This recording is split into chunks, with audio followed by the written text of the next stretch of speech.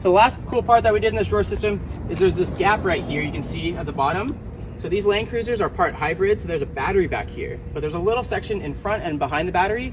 We're able to leave access area for this back section here.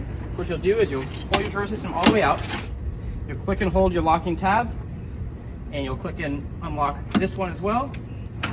Pull your drawer out slightly, and if you come in here, you can see there's still about a 40-inch by 6-inch by 6-inch tall storage area down there. We actually put the tire irons and some of the stock first aid kits and whatnot that comes in the Land Cruiser down in here. So you can still access that really easily within a couple seconds. So there's your first aid kit that comes with the Land Cruiser. Here's a couple of the bolts that come out to strap the system. All of the stock things that come with your Land Cruiser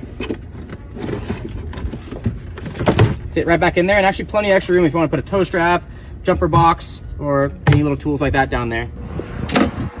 All right, buddy, so you just saw our Land Cruiser 250 model.